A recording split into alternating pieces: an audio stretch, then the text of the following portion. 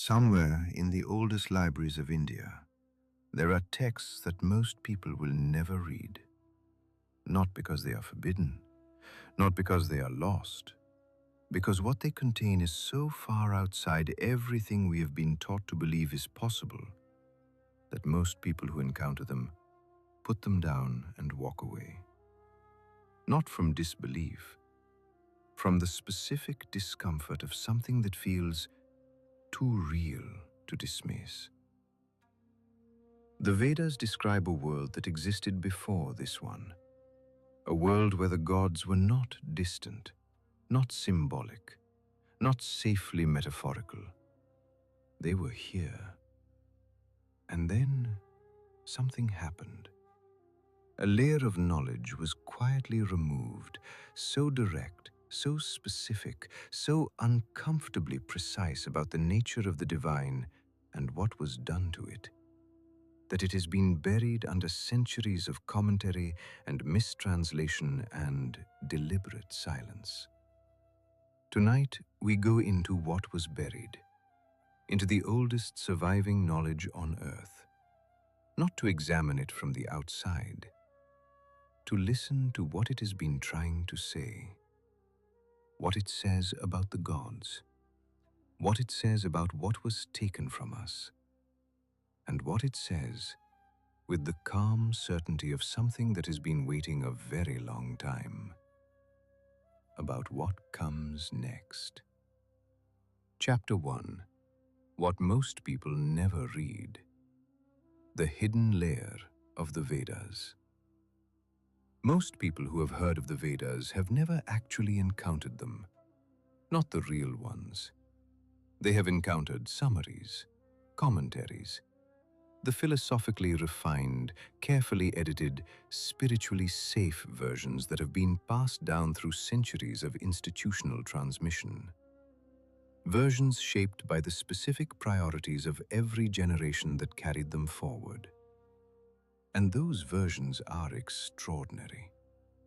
The Upanishads, the Bhagavad Gita, the Puranas, these are among the most profound bodies of knowledge ever preserved in human language. But they are not the beginning. They are, in a precise sense, the response to something older, something that came before the philosophy, before the commentary, before the careful systematization of what the original transmission contained.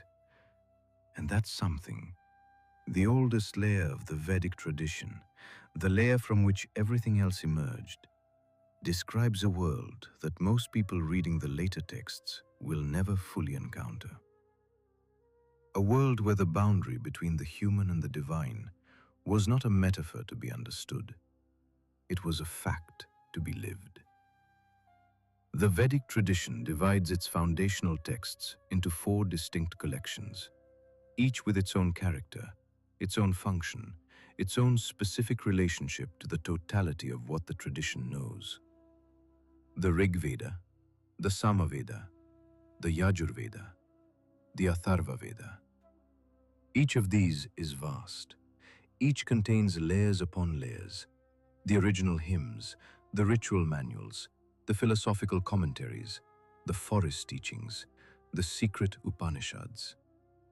But within each of them, the tradition itself identifies a specific stratum as the most fundamental, the most original, the most directly connected to what the seers received before anyone had thought to organize and systematize what they were receiving.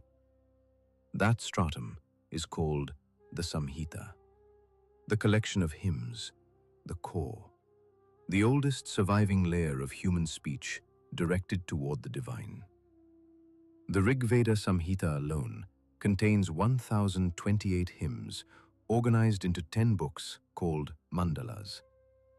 It is estimated to have been composed, or more precisely, according to the tradition itself, received and transmitted, across a span of centuries that most scholars place somewhere between 1500 and 1200 BCE, though certain lineages within the tradition itself maintain a chronology considerably older.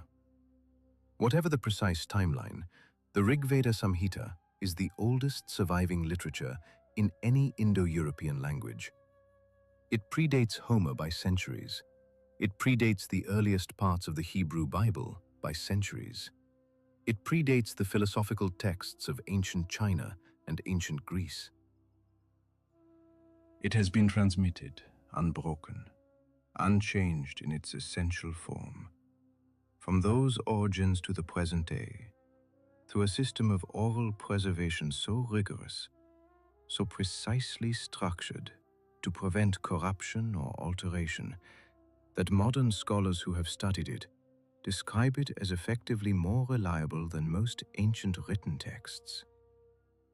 And it is the Samhita layer, the Rig Veda Samhita in particular, that contains what most people reading about the Vedas never reach.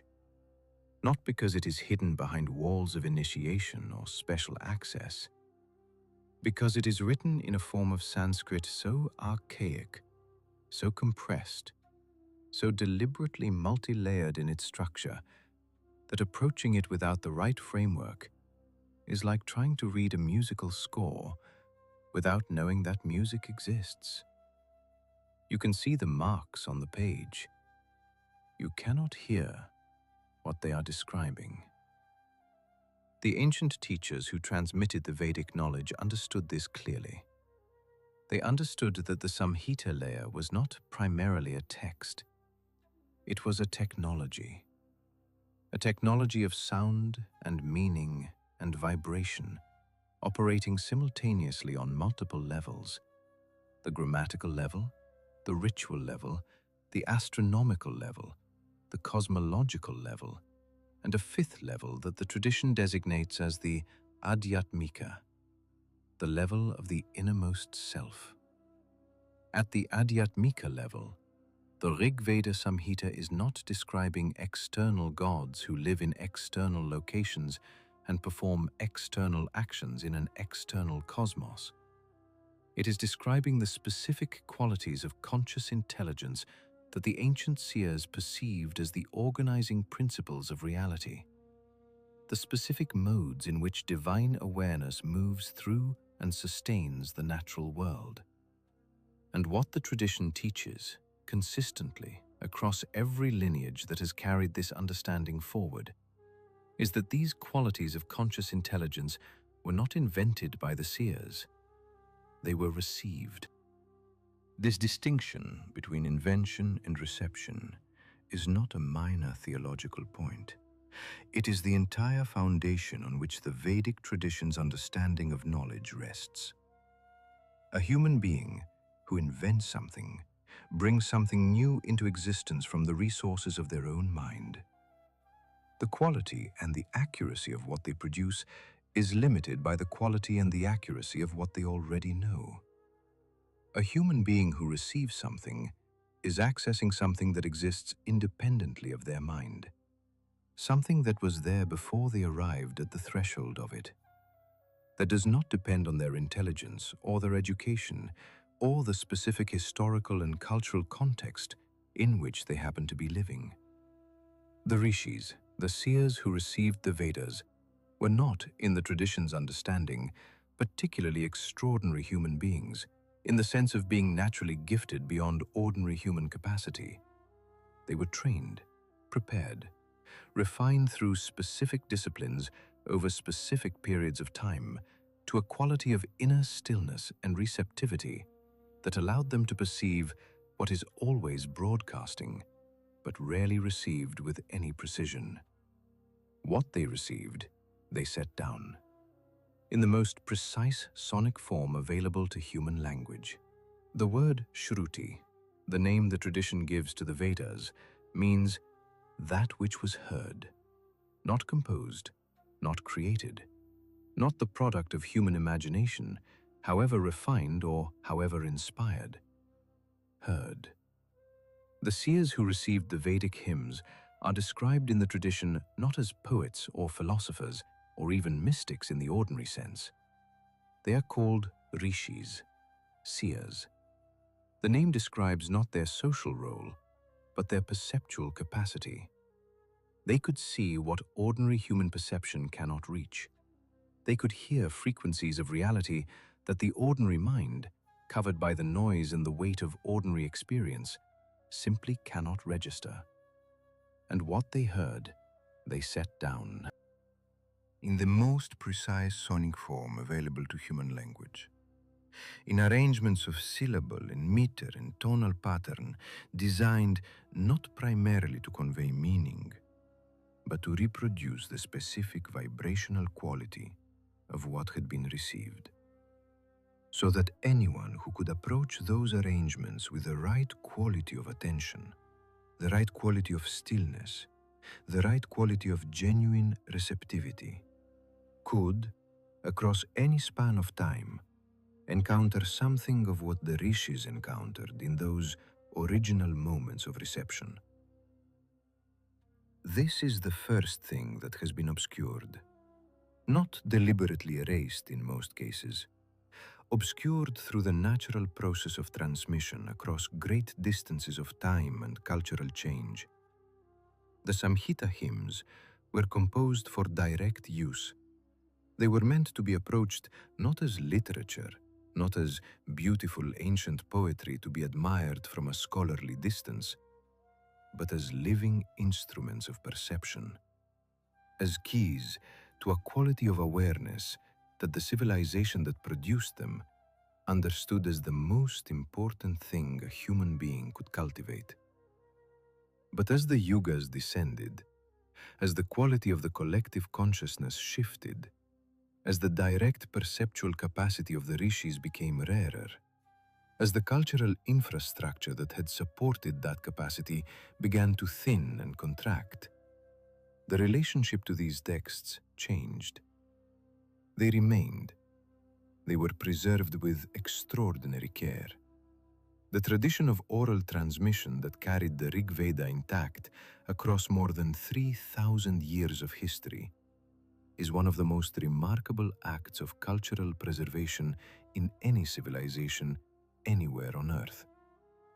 But the living relationship to what the texts contained, the direct perceptual access to the reality they were pointing toward, that became progressively rarer, progressively more specialized, progressively concentrated in smaller and smaller numbers of practitioners who maintained the living transmission while the broader culture maintained the form.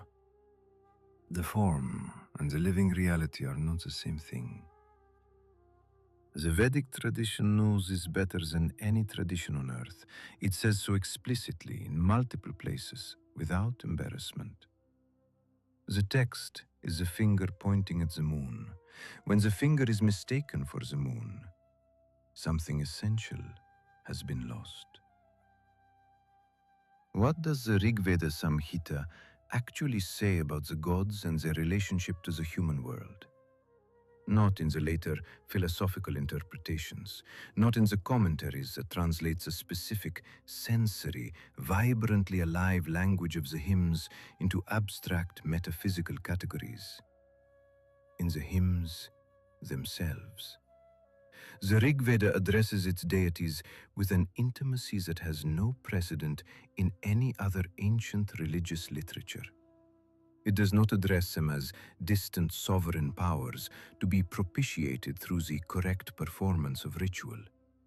It addresses them as presences, as beings immediately accessible, as entities who can be spoken to directly and who respond directly. The hymns to Agni, and there are more hymns to Agni in the Rig Veda than to any other deity, speak to him in a tone that is simultaneously reverent and familiar, the way you might speak to someone you have known your entire life, someone who has been in your home since before you were born, who was there when your parents were children, who will be there after you are gone. Agni is not addressed as the god of fire. He is addressed as fire, as the specific, intelligent, aware presence that lives within fire and that fire is an expression of. not the symbol, the reality. One of the most frequently cited opening verses of the Rig Veda, the very first hymn of the very first mandala, begins, Agnim ile purohitam. I praise Agni, the household priest.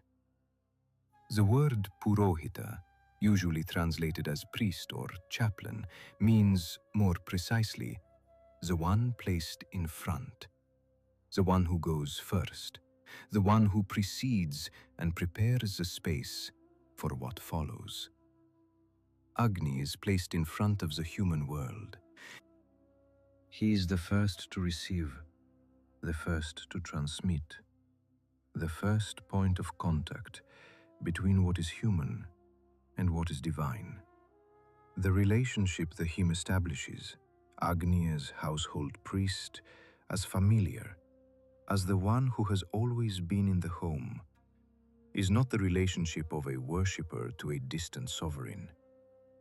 It is the relationship of a family to the member who knows both worlds, who carries between them everything that needs to be carried. The hymns ask Agni to come, to be present, to accept the offering, to carry the human prayer upward, because Agni, the tradition teaches, is the bridge, the specific quality of divine intelligence that stands at the intersection of the human world and the divine, that moves between them, that makes the communication possible. When the fire is lit with the right intention, with the right sound, with the right quality of attention, something is genuinely opened. Something responds, not as metaphor, not as the comforting psychological experience of feeling connected to something larger than oneself, as a fact about the structure of reality, a fact that an entire civilization maintained and lived within for longer than most modern institutions have existed. This is the teaching that has been most thoroughly covered by the weight of subsequent commentary and cultural change. Not because it was considered dangerous, because it required conditions to transmit that the later ages could not reliably provide. The direct experience of the divine as present, not as a concept to be believed, not as a state to be achieved through long years of practice, not as an article of theological faith, but as an immediate, sensory, undeniable fact of daily life. This is what the Samhita layer of the Vedas was composed within. This is the world those hymns were breathing when they were first spoken. And it is worth pausing to let the weight of that land fully. The Rig Veda Samhita was not composed as a document about a world that its composers hoped or imagined or speculated might exist. It was composed within that world, by people for whom the presence of Agni in the sacred fire was no more remarkable and no more in need of philosophical defense than the presence of sunlight in the morning sky. It was simply the texture of reality.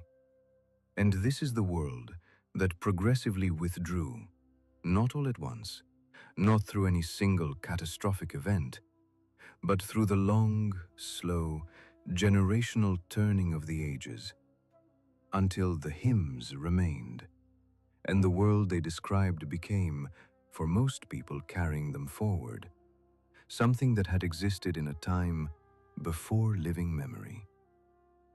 Before the tradition could answer a question about the nature of Agni from experience rather than from record. Before the fire was something more than a ritual form, pointing toward a presence that the officiant had heard about, but had not personally encountered. This is the specific quality of loss the tradition mourns, not the loss of the texts, which were preserved with extraordinary care, but the loss of the direct relationship to what the texts describe. Before the texts could be consulted, before the tradition could answer from experience rather than from record, But the texts remained, and the tradition remained, and within the tradition, in the specific lineages that maintained not just the form, but the living relationship to it, something of the original reality remained as well. Not intact, not in its full original expression, but present, continuous, unbroken. Like a river that has narrowed to a stream, but that is still, unmistakably, drawing from the same source, still carrying, for anyone who approaches it with real stillness and real willingness to receive what it has carried across the full span of the descent, something of the quality that made it sacred in the age when it ran wide and clear and full. The tradition does not mourn this narrowing with the tone of something permanently lost. It describes it as the nature of the age, as expected, as part of the cycle that was always turning, and as something that will, in the fullness of that same cycle, reverse. The river that has narrowed will widen again, not because the source changed. The source does not change. Because the conditions that allow the full flow to be received will return, are, according to the same tradition that described their departure with such precision, already beginning to return. Which is why these texts are being approached tonight. Which is why what was covered is being uncovered. Not as an archaeological curiosity, as a living transmission from a source that never stopped transmitting. The next question is the one most people never ask. If the Samhita layer contains what the later texts describe only in philosophical abstraction, if the original hymns carry a direct, experiential, living reality that the commentaries can point toward but cannot reproduce, then what, specifically, does that layer say about the gods that the later tradition does not fully preserve? What was known, in the age of the Rig Veda's original transmission, about the nature of Agni and Indra and Varuna and Soma that has since been reduced to symbol and metaphor, and the kind of conceptual understanding that can be discussed in a lecture but cannot be encountered in a forest at dawn? That is the question the next chapter opens. Chapter 2. The nature of the gods. What the Vedas actually teach. The gods of the Vedas are not what most people think they are. This is the first and most important thing to understand before approaching the Samhita layer of the Rig Veda. Before reading a single hymn, before hearing a single name. Because most people who encounter the Vedic deities, Indra, Agni, Varuna, Soma, Mitra, Rudra, approach them through a framework that was not designed for them. A framework borrowed from other traditions. From the Greek and Roman pantheons, where the gods are personalities, beings with individual histories and individual preferences and individual rivalries and loves and grievances. Beings whose stories are interesting, in the way that any story about compelling characters is interesting. The Vedic deities are not that. They are something that the Sanskrit language has a word for and that English does not. Something that requires not a different word, but a different mode of perceiving before the word can point toward what it is describing. The Sanskrit word is deva, most often translated as God. But the root of the word, div, means to shine, to illuminate, to radiate. A deva is, at its most fundamental level, a being of light. Not in the decorative sense of the word, not golden-skinned and wings-bearing and emanating a soft photographic glow. In the functional sense. A being whose nature is to illuminate, to make visible, to reveal what would otherwise remain in darkness. And what the Devas illuminate, according to the Rig Veda Samhita, is not the physical world only. They illuminate the nature of reality itself. The ancient teachers who transmitted the Vedic knowledge developed a system for understanding the deities that operates on three distinct levels simultaneously. At the first level, the Adibhotika level, the level of the physical, each deity represents a specific force or phenomenon in the natural world. Agni is fire. Indra is storm and lightning. Varuna is the ocean and the sky. Surya is the sun. At this level, the Vedic hymns can be understood as the expressions of a civilization that lived in close, attentive, reverent relationship with the natural world, that recognized in the great forces of nature something worthy of address, of praise, of careful attention. The scholars who have approached the Vedas primarily through this lens have produced important and valuable work. They have mapped the astronomical knowledge embedded in the Rig Veda, the precise observations of solstices and equinoxes, and stellar positions that the hymns encode with a consistency that suggests centuries of careful observation. They have traced the botanical knowledge, the agricultural knowledge, the meteorological knowledge that the tradition carried within the framework of its devotional language. All of this is real, all of it is valuable, and all of it, the tradition itself insists, is the outermost layer, the visible surface of something whose depth the Adibhotika reading alone cannot plumb. This is the level at which most modern introductions to Vedic teaching begin and end. The nature worship interpretation, poetic and historically interesting, but not particularly unsettling. Not the level that produces in serious students the specific discomfort we described in the introduction, the discomfort of something that feels too real to dismiss. At the second level, the Adidaivika level, the level of the divine, each deity represents a specific cosmic principle, a specific quality of intelligence that operates not just through a particular natural phenomenon, but through the entire structure of the cosmos. Agni at this level is not just the fire on the hearth. He is the principle of transformation itself, the specific intelligence through which one state of reality becomes another, through which the dense becomes subtle, through which the material and the divine exchange their substance, through which what is offered is genuinely received. At this level, the Devas are not the inhabitants of a natural world that exists independently of them. They are its organizing principles, the specific qualities of consciousness through which the universe maintains its coherence, its regularity, its specific character as a place where law and pattern are more fundamental than chaos.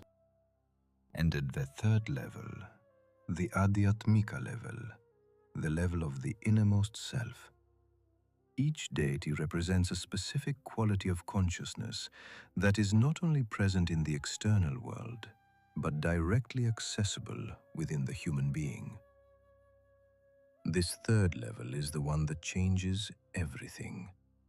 And it is the one that has been most thoroughly covered by the weight of subsequent religious interpretation. The Adhyatmika level of the Vedic deities means that Agni is not only in the sacred fire outside you. Agni is in the fire of digestion in your body, the specific intelligent force that processes what you consume and extracts from it what your system requires. Agni is in the fire of attention in your mind, the specific quality of illuminating awareness that perceives what it is directed toward with a clarity that transforms what it perceives. Indra is not only in the storm above the earth. Indra is in the vital force, the prana, that moves through the body with the specific quality of dynamic, expansive, lightning-quick energy that the Vedic tradition recognizes as the life force in its most active and most powerful expression. Varuna is not only in the ocean and the sky. Varuna is in the specific quality of deep awareness, the witnessing consciousness that perceives everything, forgets nothing, and maintains within itself the complete record of every action and every choice with the specific moral gravity of something that knows, at a level below ordinary thought, the difference between what sustains and what damages the order that holds the world together. These are not metaphors constructed by later philosophers as a way of making the ancient hymns intellectually respectable, not a reinterpretation designed for a modern audience more comfortable with psychology than with deity. They are the original teaching, the layer underneath the layer. The understanding that was present in the civilization that composed these hymns, that was, in fact, the reason the hymns were composed. The Vedic ritual, yagna, the sacred fire offering, was not designed to honor a god who lived somewhere else.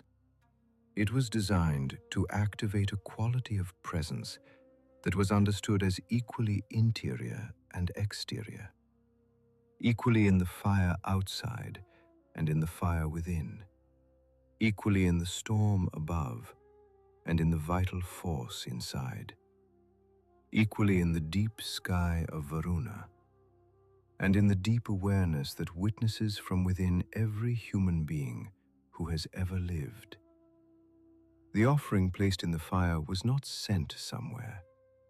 It was placed at the point of intersection between the internal and the external, at the specific, precisely located threshold where what the human being brings and what the divine carries meet in a genuine exchange, not as symbol, as fact, not to describe external beings, to invoke internal realities, to call forth, through the specific sonic and intentional technology of the Vedic sacrifice, the specific qualities of divine intelligence that the seers understood as simultaneously present in the cosmos and directly accessible within the human being who had prepared themselves to receive them. The Rig Veda addresses Varuna in a way that has no equivalent in any other ancient religious literature, not with the formal praise of a subject addressing a king, not with the calculated flattery of a worshipper hoping to receive favorable treatment from a powerful being. With confession. The hymns to Varuna, and there are many, distributed across multiple books of the Rig Veda, speak to him in a tone of intimate moral reckoning. They ask, "What have I done that has offended you? Why is your rope of binding around me? What sin, committed in ignorance or in full knowledge, has created this distance between us? Loosen the rope," the hymns ask. Release the binding, not because I deserve release, but because release is your nature when the relationship between us is right. Because what you are is not judgment, but order. And order, when it is understood and aligned with, does not bind, it sustains. The rope of Varuna, Pasha in Sanskrit, the bond, is one of the most profound images in the entire Rig Veda. It is the binding that results from adharma, from the specific misalignment between the individual will and the cosmic order that Varuna embodies and maintains. When a human being acts in alignment with Rita, the cosmic order, the right relationship of all things, Varuna's rope is not experienced as constraint. It is experienced as the structure within which meaningful action is possible.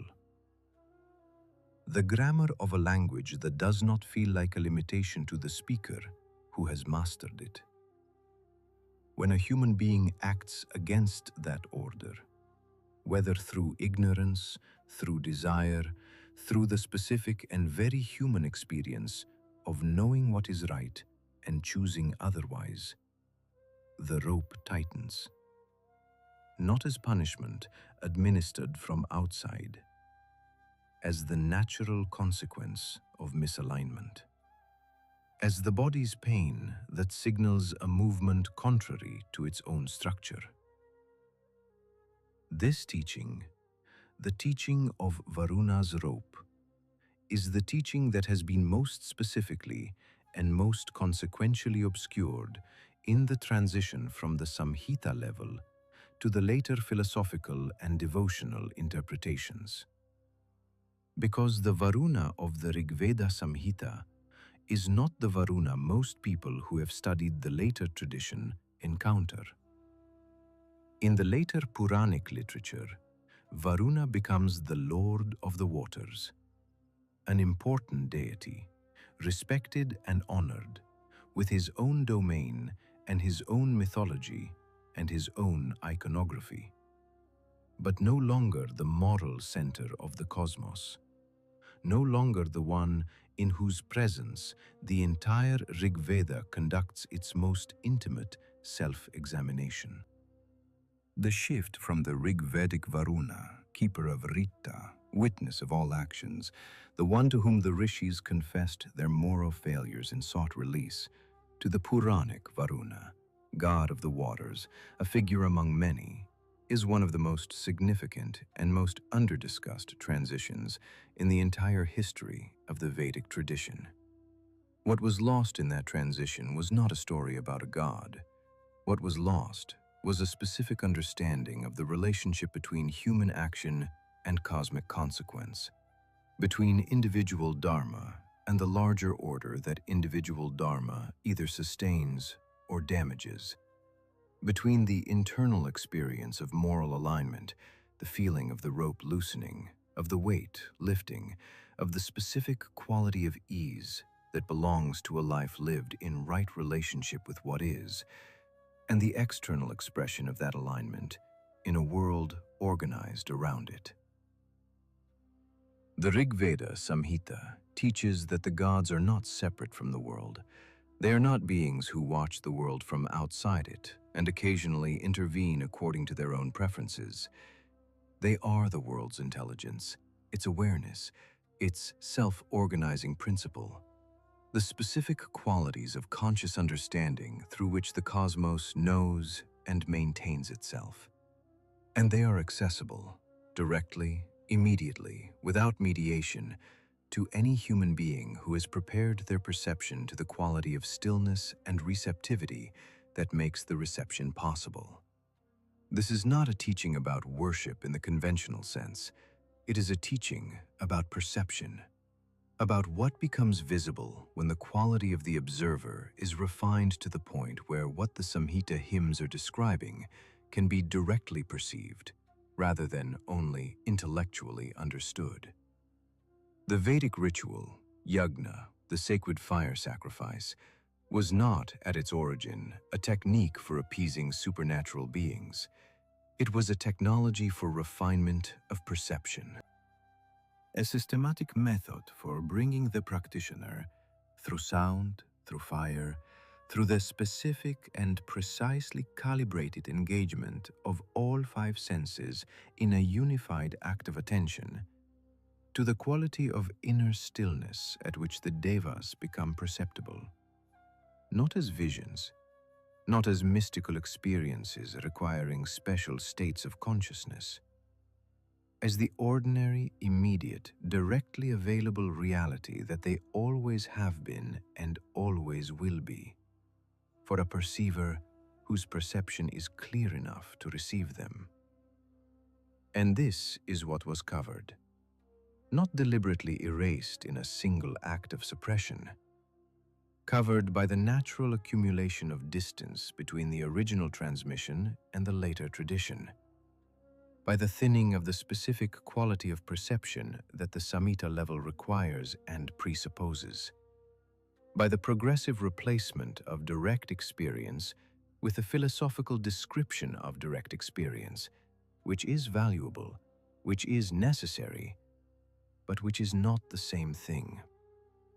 There is a specific word in the Sanskrit tradition for the gap between the description of an experience and the experience itself.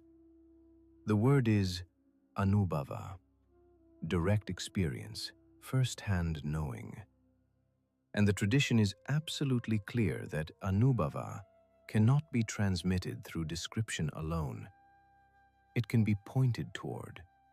The description can create the conditions, the intellectual understanding, the motivational orientation, the clearing of misconceptions that make anubhava more possible. But the pointing is not the moon. The Samhita layer of the Vedas was composed within anubhava, by rishis for whom the presence of Agni and Varuna and Indra was not a poetic framework for understanding the natural world, but a daily, immediate, directly perceived reality. And what was covered? In the long descent of the ages, in the thinning of the perceptual instrument, in the replacement of the direct relationship with the philosophical description of the direct relationship, was precisely this quality of anubhava. The descriptions remained, the texts remained, the tradition of transmission remained, at least in form, but the knowing from the inside, the specific, immediate, first-hand quality of encounter with the beings the hymns are addressing, that became rare, and then rarer, and then, for most of the people carrying the tradition forward, something that could be pointed toward but not shared directly, something that required what it had always required, and that had become, in the conditions of the Dark Age, harder and harder to reliably produce. The Vedas teach that the Devas are present, not were present, not might be present, are present, now, in the fire that is burning right now somewhere on this earth, in the storm that is moving across the sky right now, in the specific, intelligent, organizing awareness that is running the biological systems of every living being on this planet right now, whether or not any of those beings knows it. They did not go anywhere. The perception of them narrowed. And that narrowing, the tradition teaches with the calm certainty of something that has seen this happen before and has seen it reverse, is not permanent. The Vedas are not an elegy. They are not a lament for a world that was and will never be again. They are a transmission, a living communication from a quality of awareness that has not changed, that cannot change, addressed to the awareness that is capable of receiving it, whenever and wherever that awareness becomes sufficiently still. The river narrowed, but the source did not dry. And the water that reaches you, across 3,000 years, through every layer of commentary and translation and cultural change, carries, for anyone who is genuinely thirsty, something of what it has always carried, something that does not diminish with distance, something that arrives, intact, at the threshold of any mind that has become still enough to receive it. Chapter 3. The layer beneath the layer. What the Brahmanas concealed and preserved. There is a moment in the transmission of any sacred knowledge when something essential changes. Not the knowledge itself, the relationship to it. The knowledge continues, the words continue, The forms of practice continue, maintained with extraordinary care by people who understand that what they are carrying is irreplaceable, and that their responsibility to pass it forward intact is not smaller than the responsibility of anyone who has carried it before them. But something in the living relationship to the knowledge begins to shift, begins to deepen into abstraction, begins to require more interpretation, more commentary, more philosophical scaffolding to approach, and in requiring that scaffolding, begins to be seen through the scaffolding rather than directly. The Vedic tradition is unusually honest about this process. It does not pretend it did not happen. It describes it, names it, places it within the framework of the great cycle of time, and preserves, alongside the knowledge itself, a precise account of what was lost and when and why. The Rig Veda Samhita, as we have been exploring, is the oldest and most direct layer of the Vedic transmission, the layer closest to the original reception, the layer in which the relationship between the human world and the divine world is described not as a philosophical abstraction to be understood through careful reasoning, but as a living fact to be encountered through the cultivation of a specific quality of perception. But the Rig Veda Samhita does not stand alone in the Vedic canon. Attached to it, and to each of the other Samhitas, are layers of supplementary text that were composed later, in different conditions, for different purposes. The Brahmanas, elaborate prose texts that describe in painstaking detail the correct performance of the Vedic ritual. What offerings must be made, what sounds must be spoken, what movements of the priest's hands correspond to what movements in the cosmic order. The Brahmanas are, in a certain sense, the Vedic tradition's attempt to preserve the technology of the original transmission in a form that could be maintained and transmitted even as the direct perceptual access to what the technology opened became progressively rarer. The Aranyakas, the forest texts, composed at the transition between the outer ritual dimension of the tradition and the inner contemplative dimension, the texts appropriate for those who had moved beyond the household stage of life, who had withdrawn from active ritual performance and were beginning the more interior work of understanding not just what the ritual required to be done, but what it meant, what it pointed toward, what reality it was designed to make accessible. And the Upanishads, the final layer, the culmination, the philosophical distillation of what the original transmission contained, expressed now not in the vibrant, sensory, immediately present language of the Samhita hymns, but in the careful, precise, deliberately abstract language of philosophical inquiry. The language of, what is this really? What is the self really? What is the relationship between the individual consciousness and the consciousness that organizes the cosmos?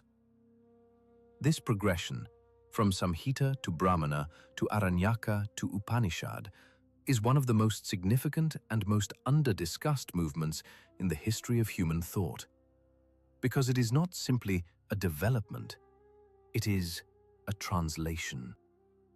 And every translation, however faithful, however accomplished, however carried out with the deepest possible understanding of what is being translated, changes something. The Samhita hymns address the Devas directly, not conceptually, directly, by name, in the second person, the way you address someone standing in front of you. Agni, come here. Indra, hear me. Varuna, loosen the rope that binds me. This is not theological abstraction. This is speech addressed to a present being. The Upanishads address the same reality, the same fundamental nature of the Devas, the same understanding of the divine as the organizing intelligence of the cosmos and the innermost nature of the self, but in an entirely different register. Not Agni, come here, but what is the nature of fire? What is the relationship between the fire outside and the fire within? What is the principle that all these fires express? And what is the relationship between that principle and the awareness that is asking these questions? Both are addressing the same reality, but the mode of address is so different that what is received is different. The Samhita is an encounter. The Upanishad is an inquiry. This is not a criticism of the Upanishads. They are among the most profound philosophical texts ever composed in any language. The Chandogya Upanishad's teaching on the nature of Brahman, Tat Tvam Asi, you are that, is one of the most radical and most precisely expressed insights into the nature of consciousness that any tradition anywhere has ever succeeded in putting into language. The Brihadaranyaka Upanishad's exploration of the relationship between the individual self and the universal awareness unfolds with a philosophical rigor and the psychological precision that was not matched in Western philosophy until Kant, and arguably not surpassed until Husserl. These texts are extraordinary. The tradition is right to revere them, but they are not the Samhita. And the movement between them, from Agni, come here, to what is the nature of fire, is not simply a development within a stable tradition. It is the record of a changing relationship between the human world and the divine.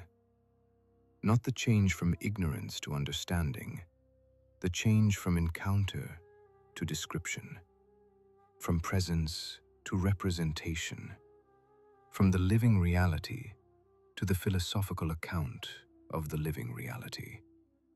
Both are essential, both are sacred, but they are not the same. And the movement from one to the other, from encounter to inquiry, from direct address to philosophical reflection, is the movement that describes, at the level of textual transmission, what happened to the relationship between humanity and the divine as the ages descended. The Brahmanas represent perhaps the most important and most misunderstood layer of this transition. They are long, extremely long. The Shatapatha Brahmana alone, attached to the white Yajurveda, is one of the longest texts in the entire corpus of ancient literature. It runs to hundreds of pages of dense, technical, often repetitive ritual instruction. And it is precisely this density and repetitiveness that has caused most modern readers, and even many scholars, to treat it as the least interesting layer of the tradition, as the bureaucratic layer, the rule-book layer, the layer that describes in exhausting detail what the priest must do, rather than why or what it opens. But this reading misses something fundamental about what the Brahmanas are and why they exist. The Brahmanas were composed at a moment when the direct perceptual access that had made the original ritual a living technology of divine contact was thinning. When fewer and fewer practitioners could approach the sacrifice with the quality of inner stillness and receptivity that the original transmission had taken for granted as the natural condition of an advanced practitioner. When the specific quality of perception that allowed a rishi to directly encounter Agni in the sacred fire, not as a comforting religious experience, but as an immediate, undeniable, structured contact with an intelligence that was not their own, was becoming rare enough that it could no longer be assumed as the starting condition of every serious practitioner. And so the tradition did what every tradition does when direct transmission becomes unreliable. It documented the form. But it did something else as well, something more subtle, something that reveals the depth of understanding of the people who compiled these texts. It embedded the inner teaching within the outer description. It placed inside the most technical and most apparently external accounts of ritual procedure coded descriptions of the inner states that the procedures were designed to cultivate. Not hidden from casual readers. Casual readers would not approach these texts, which require years of preparation simply to begin to understand their surface, but embedded in a way that ensured that the practitioner who had genuinely prepared themselves through the preliminary stages of the tradition would encounter the inner teaching at precisely the moment when they had developed the quality of understanding to receive it. With extraordinary, almost obsessive precision.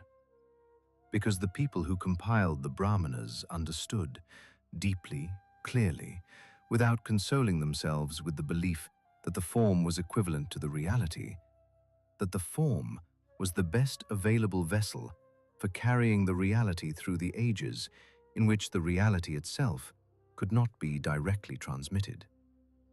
The ritual form was the map, kept as accurate as possible, in the hope that the territory would become accessible again to future practitioners who could approach the map with the quality of perception required to follow it back to what it was pointing toward.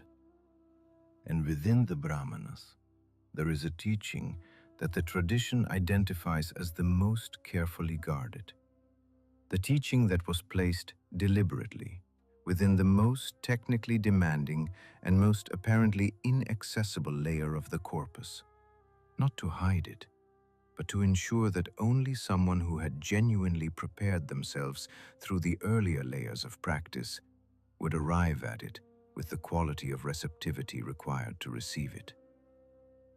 The teaching is about the inner yagna, the sacrifice that is not performed with external fire and external offering, but with the specific quality of attention brought to every moment of every breath of every day of an ordinary human life. The Shatapatha Brahmana describes this inner sacrifice with a detail that has the specific quality of a teaching that is trying very hard to be heard over the noise of an age that does not have a framework for it. It says, "The self is the sacrificer. The breath is the fire. The offering is every thought, every desire, every impulse that arises and is offered, not suppressed, not denied, but consciously placed in the inner fire, surrendered to something larger than the self that offers, and allowed to be transformed by the intelligence that the fire carries. This is the yagna that never ends, the practice that has no beginning and no conclusion, that does not require a priest or a consecrated fire or the specific Sanskrit that the external sacrifice requires, that requires only the specific quality of attention that turns every moment of lived experience into an act of offering." And here is the detail that changes the entire character of what we have been describing. The Brahmanas, those long, technical, apparently bureaucratic texts, do not only describe the external form of the ritual that was maintained after the direct transmission began to thin. They also describe, at their interior, in passages that are easily passed over unless you are specifically looking for them, the qualities of inner state that the original practitioners brought to the ritual as its natural precondition. They describe the quality of brahmacharya, not celibacy in the narrow sense, but the movement toward Brahman, the orientation of the entire life toward the sacred as its organizing principle, rather than as one activity among many. They describe the quality of Shraddha, not faith in the doctrinal sense, but the specific quality of trust and attentiveness and full presence that makes genuine reception possible, that allows what the ritual points toward to be received rather than only performed. And they describe, in their final and most intimate passages, the transition from the outer yagna to the inner yagna, from the fire outside to the fire within, as the most important transition in the entire tradition, as the crossing from the preliminary to the essential, from the finger to the moon. The Chandogya Upanishad, which emerges directly from the Samaveda and its associated Brahmanas, preserves a teaching about the inner yajna that illuminates what the Brahmanas were pointing toward in their most interior passages. It describes a student approaching a teacher and asking, "What is the highest knowledge?" And the teacher, after much preliminary teaching, arrives at the innermost instruction. Not the instruction about how to perform the ritual correctly, not even the instruction about what the ritual means philosophically, the instruction about what the practitioner must bring to the ritual for it to function as what it was always designed to be: a technology for genuine contact, genuine exchange, genuine communication between the human and the divine. What the practitioner must bring is presence, not focus, not concentration, not the effortful maintenance of a particular state of mind through the force of will. Presence. The specific quality of being fully, completely, without reservation or division, here, in this moment, in this fire, with this offering, with the complete weight of what is being offered genuinely felt, genuinely released, genuinely given. This quality of presence, the Chandogya Upanishad teaches, is not produced by technique. It cannot be manufactured. It is the natural condition of a consciousness that has released its grip on the past and the future and is genuinely, completely, with full attention here. And this is what the inner yagna cultivates, moment by moment, breath by breath, in the specific, daily, unheroic practice of bringing presence to whatever is present. This is the layer of the Vedic texts that was not so much erased as gradually obscured by the sheer weight of the outer form that was built to contain it. The ritual remained, the texts remained, the tradition remained, but the inner yagna, the specific quality of daily lived attention that the entire outer apparatus was designed to support and protect, that required conditions to maintain that the later ages progressively could not provide. Not because the conditions were extraordinary, because they required something that the Dark Age, with its specific weight of tamas and rajas, and the accumulated noise of a collective consciousness increasingly oriented toward the surface of experience, made very, very difficult to sustain. Not impossible. The tradition maintains, with the quiet certainty of a knowledge that has been tested across millennia, that nothing required for the inner yagna has been removed from the world. Everything that is needed is here. Everything that was here in the age when the texts were composed is still here now.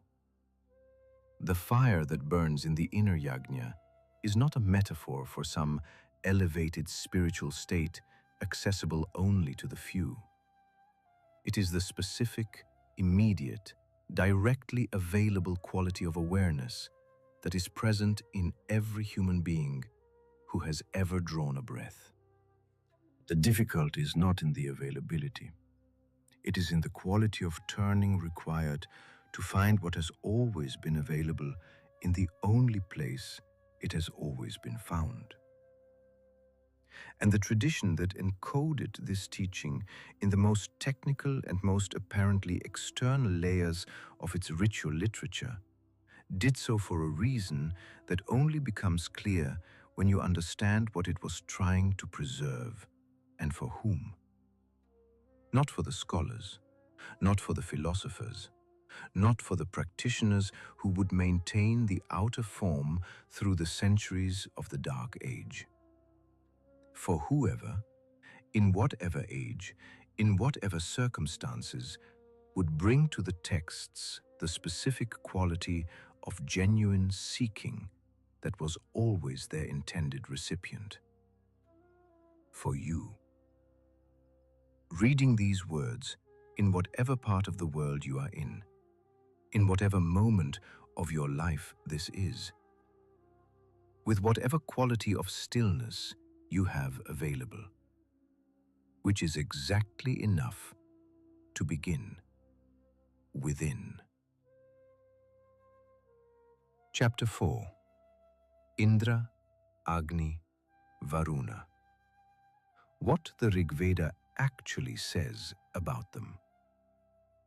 Open the Rig Veda Samhita to any page at all, the first mandala or the eighth, the hymns to the dawn goddess Ushas, who is described as a young woman dressed in light, driving away the darkness with the specific patient certainty of someone who has done this before and will do it again, and is not hurrying, because the darkness always ends and the light always comes. And both of these facts are equally reliable, equally deserving of trust. Or the hymns to Surya, the sun, not the burning disk that modern astronomy describes, but the intelligence behind it. The specific quality of awareness that pervades the visible light, and that the Vedic tradition understood as divine not because it was powerful, not because it sustained life on this particular planet, but because it was, like all the devas, a quality of conscious intelligence expressing itself through a physical phenomenon in a way that made the divine perceptible to any human being with eyes to see it.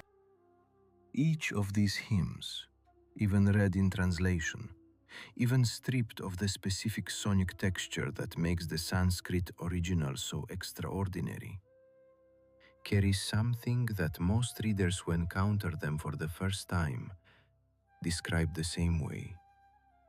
Not as beautiful, not as interesting, as familiar, as if they are reading something they already knew before they ever read it.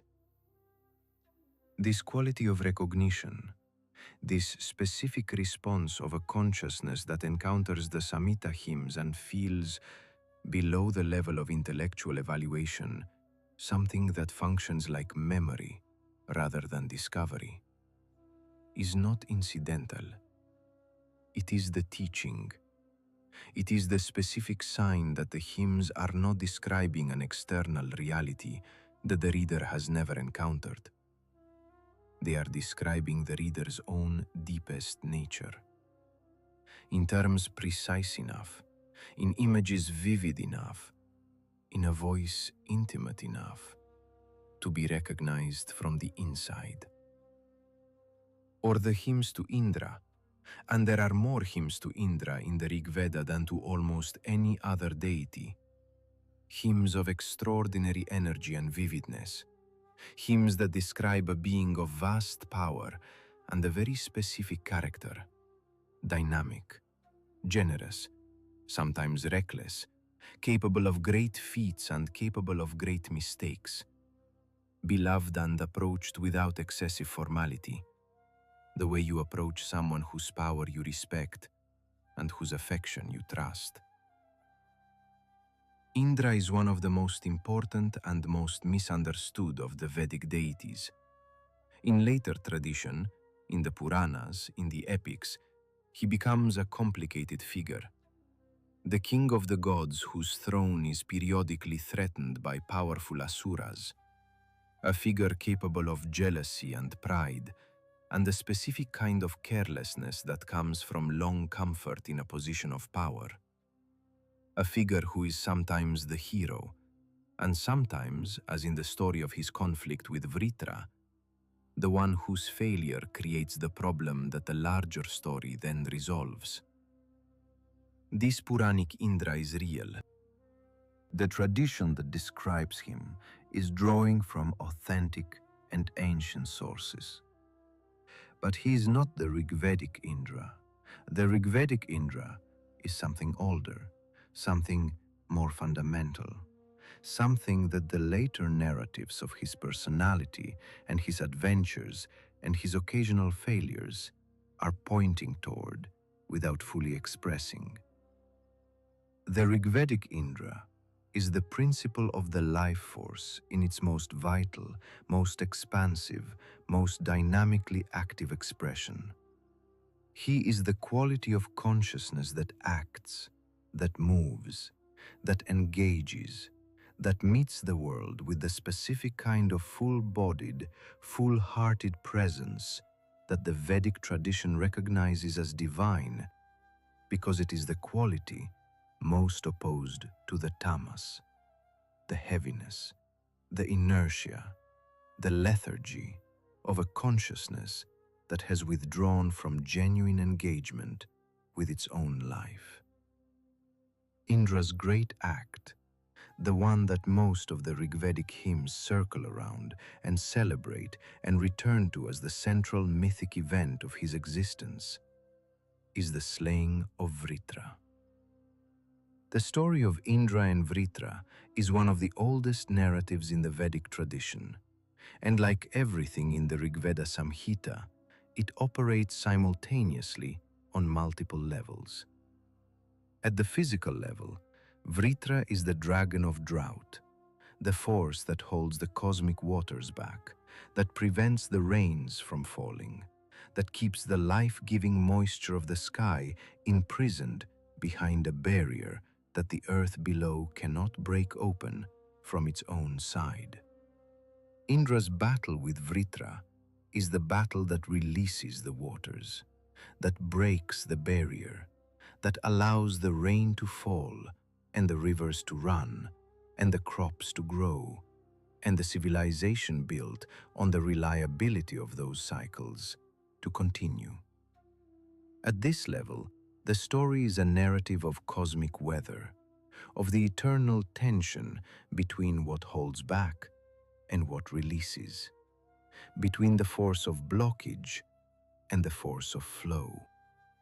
And Indra, the wielder of the thunderbolt, Vajrapani, is the specific divine intelligence that strikes the barrier with a force sufficient to shatter it. But at the Adhyatmika level, the inner level, the level that the Samhita hymns are simultaneously addressing in every image and every narrative they deploy, Vritra is not a dragon of drought. Vritra is the specific force of tamas in its most total expression. The heaviness, the covering, the inertia that holds the inner waters, the vital creative energy, the prana, the specific life force that the tradition associates with Indra, damned and blocked and unavailable. And Indra's battle with Vritra is the battle that every human being who has ever sat in meditation and encountered the specific, apparently immovable wall of the mind's resistance to genuine stillness has been fighting in their own interior. The dragon is real. The waters are real. And the specific quality of divine energy that the Rig Veda calls upon when it sings to Indra, that dynamism, that willingness to engage, that full-bodied force that does not retreat in the face of the heaviness, but meets it directly and does not stop until it breaks. That quality is not external to the human being invoking it. It is the specific divine intelligence that is accessible within every human being who has genuinely, completely turned toward the inner work. This is the teaching that the Rig Veda Samhita contains at the Adhyatmika level, the level that subsequent commentaries and translations have most consistently and most consequentially failed to carry forward intact. Not the story of Indra's battle with a cosmic dragon of drought, the recognition that the battle with the dragon is happening inside every human being alive, right now, in this very moment. The vritra that holds the inner waters dammed, that keeps the vital creative energy of consciousness blocked, covered, unavailable, is this specific accumulation of tamas and rajas that every practitioner encounters when they first attempt to approach their own interior with genuine stillness. And the Indra that breaks the dam, that releases the waters, that restores the flow, is not a being to be petitioned from outside. It is the specific quality of vital, dynamic, unstoppable forward movement that every human being possesses as a dimension of their deepest nature, that has been there all along, beneath the heaviness, waiting to be recognized, waiting to be called by name in the second person.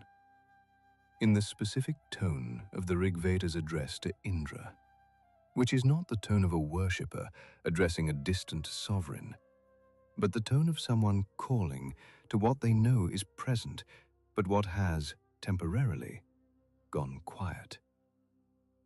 The hymns to Agni approach the same reality from a different angle, where Indra is the life force in its dynamic, active, outward-moving expression, the force that acts in the world. Agni is the life force in its transformative dimension, the specific intelligence that stands at the threshold between the visible and the invisible, and carries what is offered across it. The Rig Veda describes Agni with a care and an intimacy that is, as we have said, unparalleled in the hymns to any other deity. He is approached as the one who is always here, who has always been here, who was present before this particular fire was kindled, and will be present after it has gone cold. The specific Sanskrit term that the Rig Veda uses for Agni most frequently is not a word that translates easily into English. The word is Jataveda, one who knows all beings that are born. Not a god of fire, a god who knows.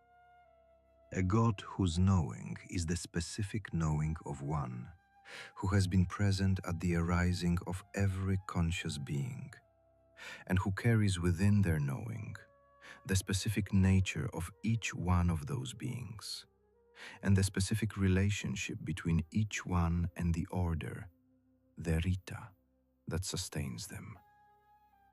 Agni knows you, not in the way that a surveillance system knows, cataloging behaviors and calculating probabilities. In the way that a very old teacher knows a student they have been watching for a very long time. With a specific quality of knowing that sees not only what you are now, but what you are capable of becoming. What you were before the accumulated weight of your experience covered what you were before the covering. This description of Agni as Jataveda, as the one who knows all beings that are born, is one of the most significant and most underexplored aspects of the Rigvedic tradition. Because what it implies is that the sacred fire does not receive an offering from an anonymous practitioner and transmit it to an impersonal cosmos.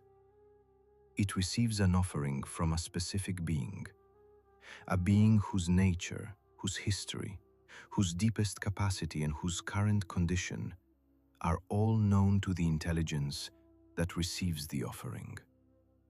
The fire knows what you are bringing. The fire knows what you are carrying underneath what you are bringing. The fire knows what you are not yet able to bring, but what, in time, and with the right quality of sustained relationship, you will become capable of offering. Agni is not a mechanism. Agni is a relationship. The oldest relationship that the Vedic tradition preserves. The one that was present before the first temple was built, before the first priest was trained, before the first ritual was formalized.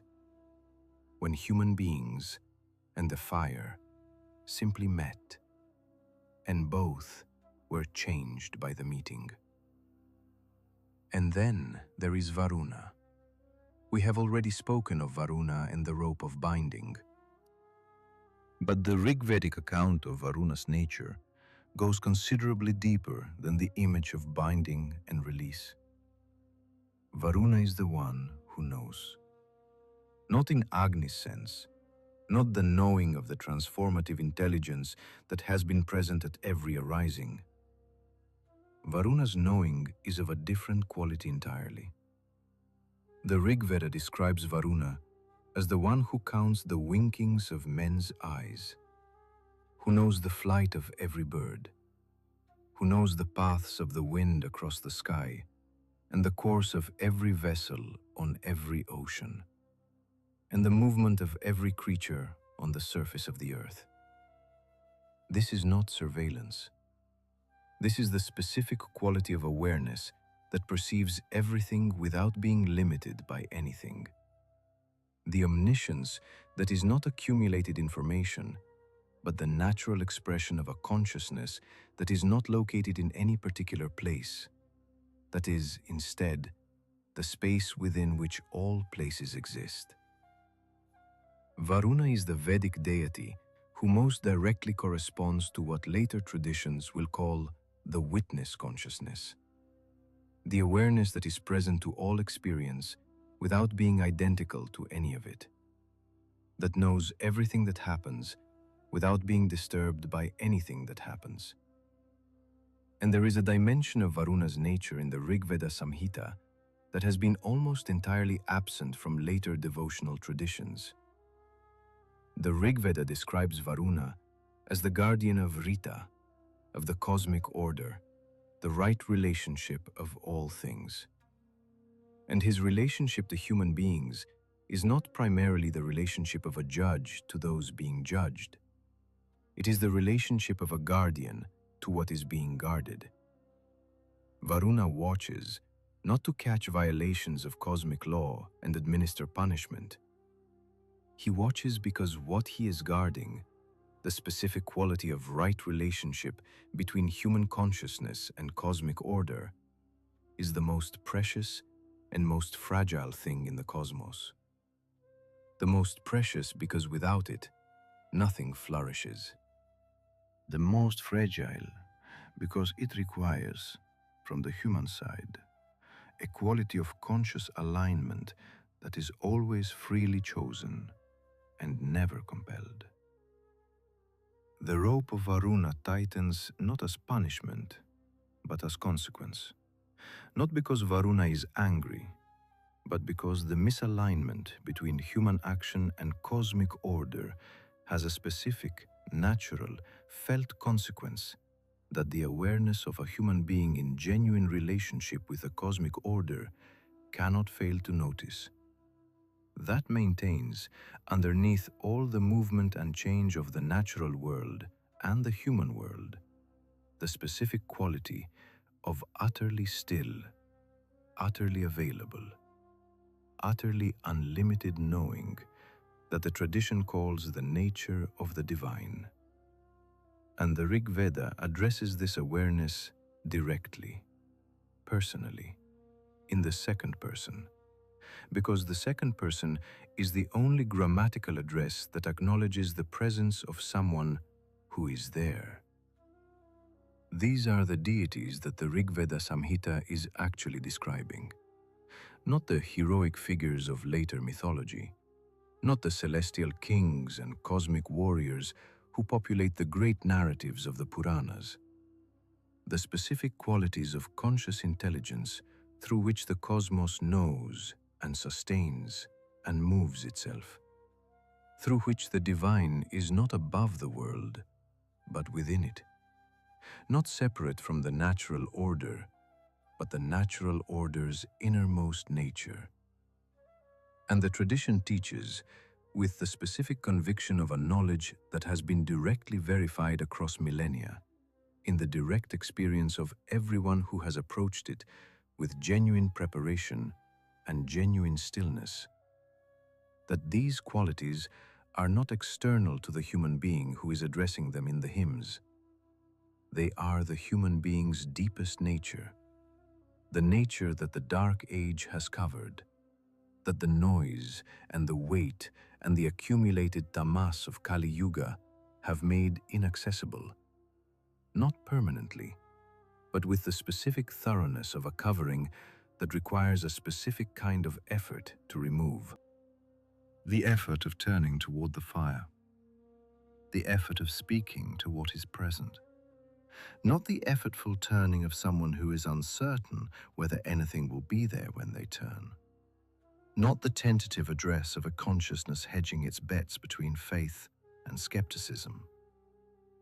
The specific turning of someone who has been given, through the ancient texts that have preserved this knowledge across the full duration of the descent, enough of the original understanding to know that the presence is there, has always been there, will be there when the turning is complete, and will know, as Agni Jataveda always knows, that the one who is turning was always capable of it, always carried within them the specific quality of awareness that the Rig Veda describes when it sings to the fire. Always was, at their deepest level, the same intelligence that the fire expresses in its own idiom. Of saying, as the Rig Veda says in the very first syllable of the very first word of the very first hymn of the oldest text on earth. Agnim. I praise the fire. I acknowledge the presence. I turn toward what has been here all along. Chapter 5. Soma, the most hidden god, and what the ninth mandala actually describes. Of all the deities in the Rig Veda Samhita, there is one who has generated more debate, more confusion, more conflicting interpretation, and more deliberate obscuring than any other. Not Indra, whose battles with Vritra and whose role as the king of the gods have been studied and analyzed for centuries by scholars across multiple traditions. Not Agni, whose centrality to the Vedic ritual and whose extraordinary intimacy with the human world have made him one of the most discussed figures in the entire history of Indian sacred literature. Not Varuna, whose moral grandeur and cosmic scope have made him a perennial subject of philosophical inquiry. Soma, the ninth mandala of the Rig Veda, all 114 hymns of it, is devoted entirely to Soma. This is extraordinary. No other deity receives an entire book of the Rig Veda to themselves. The ninth mandala exists as its own contained world, a world of imagery so dense, so layered, so deliberately multidimensional in its reference that scholars who have spent careers studying it describe it as the most difficult and most rewarding section of the entire text. The imagery of the ninth mandala circles around a set of recurring elements that the tradition describes as the central events of the Soma ritual. The pressing of the plant, the specific, physical, labor-intensive act of extracting the juice from the stalks of the Soma plant using the pressing stones, the stones crying out under the weight, the golden juice flowing, the specific sound of the process that the hymns compare to thunderclouds and rivers and the sound of armies. The filtering of the juice through a wool strainer, the purification, the separation of what is essential from what is not, the specific quality of clarity that emerges from the filtered liquid compared by the hymns to the clarity of thought in a mind that has been similarly filtered. The mixing, the adding of milk and water and honey to the filtered Soma, and then the offering. The specific moment at which what has been prepared is offered to the fire and to the gods simultaneously. The moment at which the human world and the divine world are brought into direct contact. And the drinking, the specific quality of what happens next, and the most deliberately obscured. What is Soma?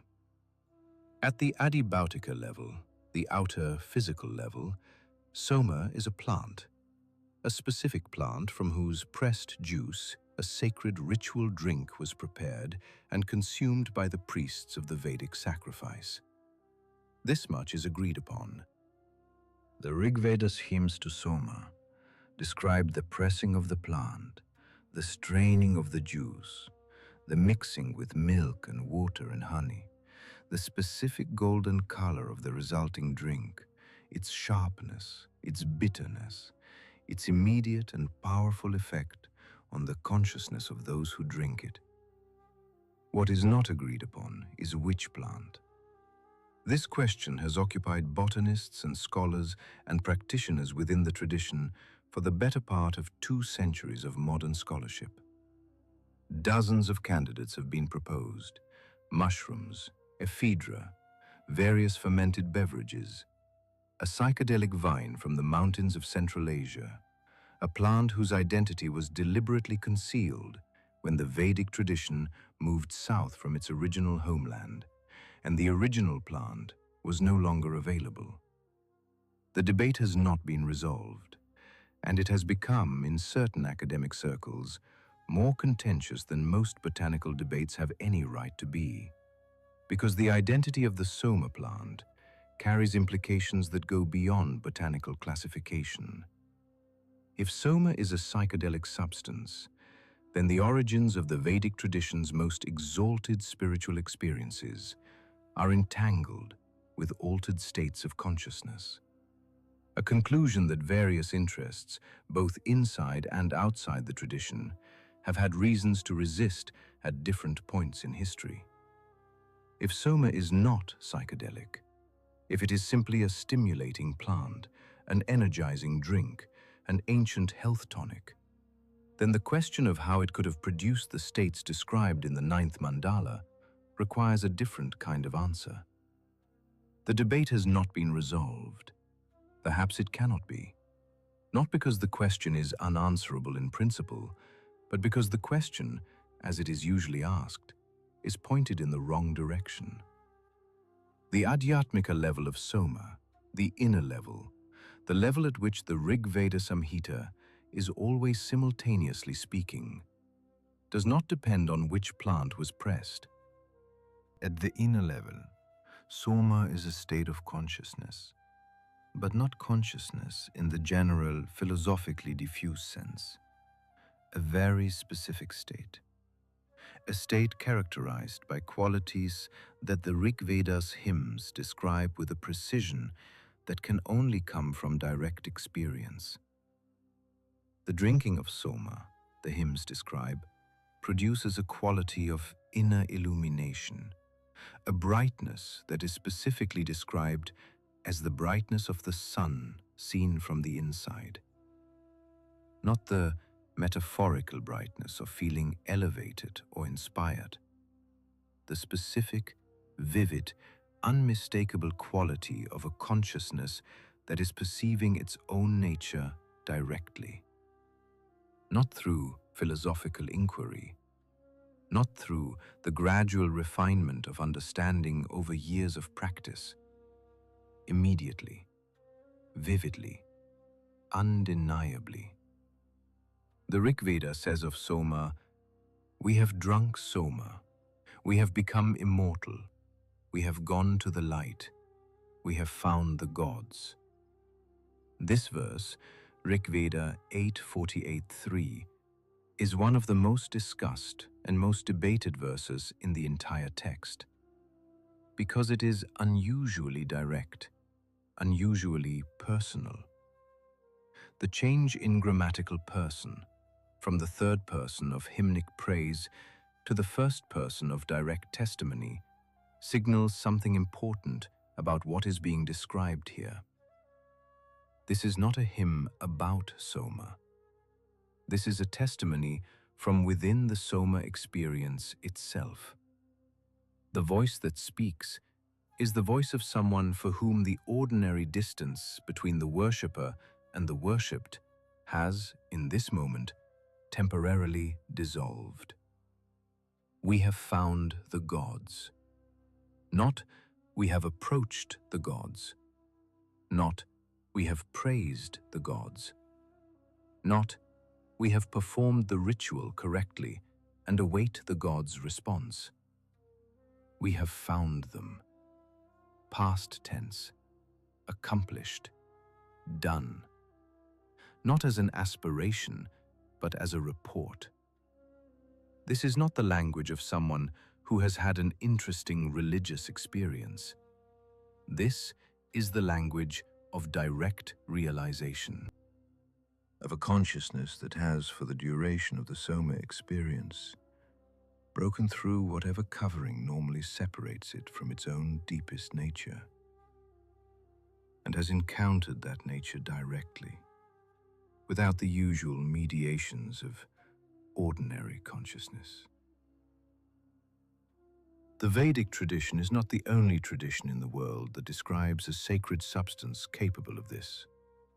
Every major tradition in the ancient world had some version of the sacred drink. The ambrosia of the Greeks, the haoma of the Zoroastrians, which derives from the same Sanskrit root as soma, that was understood not as a recreational intoxicant, but as a technology of direct divine contact. A technology that worked not by adding something to ordinary consciousness, but by temporarily removing what ordinarily covers it. The covering, the specific tamas and rajas, the accumulated weight of ordinary experience, the continuous noise of the eye-maker, that the Vedic practice of dhyana and the Vedic technology of yagna worked to remove gradually, over years of patient practice. Soma could remove in a single night. Not permanently. This is the crucial detail that the later tradition, in its transition away from the Soma ritual, had to grapple with honestly. The Soma experience was not enlightenment. The Vedic tradition is very clear about this distinction. Enlightenment, moksha, liberation, the permanent establishment of Purusha in its own nature, requires the specific, gradual, sustained cultivation of the inner states through the practice of yoga and meditation and the transmission of the teacher-student relationship. It cannot be rushed. It cannot be bypassed. It does not arrive through any external substance or any external circumstance. Soma was not a shortcut. The tradition that produced it knew this perfectly well. Soma was a preview, a direct encounter with what enlightenment is. A temporary lifting of the covering that allowed the practitioner to experience directly, not abstractly, not philosophically, not through the beautiful and precise descriptions of the Upanishadic teaching, but directly, immediately, in the specific way that experience is always more convincing than description. What it actually felt like, to be what they actually were, at the level of awareness beneath all covering. And that experience, however temporary, changed the relationship to practice permanently. Because once you have directly experienced the reality that you have been practicing toward, once you have felt, even briefly, the specific quality of consciousness that the teaching describes as the goal.